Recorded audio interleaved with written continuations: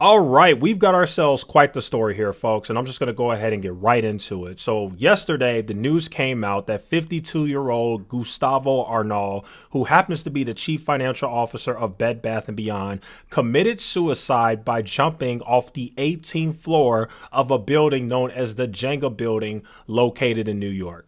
Now, there's actually more to the story than you might think. For example, his wife actually happened to be there at the exact same time that he jumped. He never left a note. It wasn't exactly ruled a suicide until later. And now there's this entire lawsuit thing. So let's go ahead and break down that story. Now, before Gustavo Arnal actually jumped, about a week or so ago, there was actually a lawsuit filed against him on August 23rd. Now, the lawsuit claims that Arnal and activist investor Ryan Cohen were in cahoots and collaborated with each other in a pump and dump scheme to artificially pump the company's stock price, that being Bed Bath & Beyond. Now, Gustavo Arnal, 52, was being sued for allegedly inflating the Bed Bath & Beyond stock price in the pump and dump scheme. The lawsuit filed August 23rd claims that Ryan Cohen, who is also the co-founder, chairman of GameStop, approached the CFO about his pump and dump scheme in March of 2022 and convinced Gustavo Arnal that their plan would be mutually beneficial one.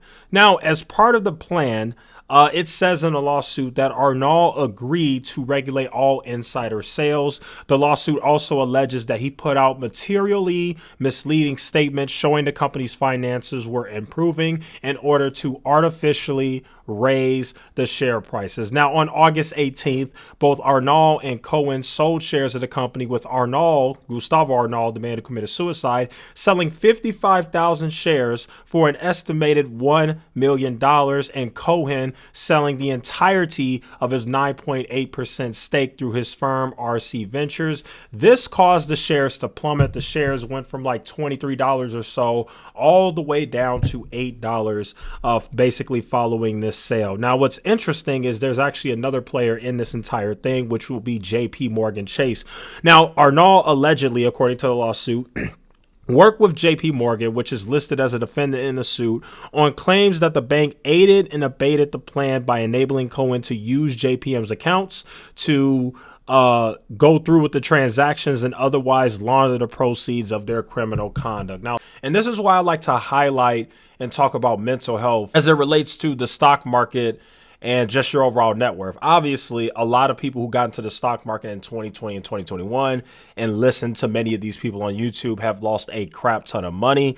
Obviously, because of the economic downturn and inflation and all these different things happening, it has affected a lot of businesses. As a matter of fact, it has significantly affected Bed Bath & Beyond's business. As a matter of fact, the retailer actually recently announced plans to close more than 150 stores, as well as cut 1/5 of their entire workforce. So I can imagine, you being the chief financial officer of the company, how stressful everything could be. Now, unfortunately, the guy committed suicide. I wish he would have done that, but unfortunately, that is the dark side to what happens during bear markets and inflation and just tough economic conditions. Right now, I want to also point you guys to this study that came out. Now, this study actually came out at around 2013, but basically what they did was they studied the impact and the effects of what happened during the 2008 financial crisis, and they found that more than 10,000 suicides were tied to the economic crisis. It says right here, researchers from the University of Oxford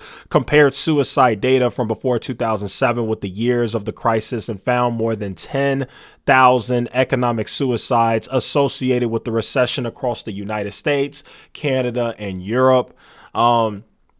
Those things scare me a bunch because I already feel that we're kind of in that sort of thing right now. Now, I don't think what's happening now is going to be just like what happened in 2008, right? But I definitely think we've got some serious pain, and I'm not the only one who thinks that. You know, Jerome Powell actually warned during the Jackson Hole Symposium that there's going to be some pain to come. And I think that what he means by that is the unemployment numbers. Remember, the unemployment numbers are one of the only metrics that hasn't really cracked yet. It went up a little bit. It went from about 3.5% unemployment rate to about 3.7. And I think what Powell meant when he said that there's going to be some pain, I think he's kind of letting people know, beforehand that unemployment is probably going to get worse due to the measures that the Fed is taking in order to combat inflation. And so just always want to touch on mental health and talk about that because, like I said, last thing we want to see is people committing suicide and doing things like what that CFO of Bed Bath Beyond did. So rest in peace to him. And yeah, just sad stuff, guys. But anyway, that will go ahead and conclude today's video. Thank you guys so much for watching. Feel free to like, share, and subscribe. And I will see you guys in the next one.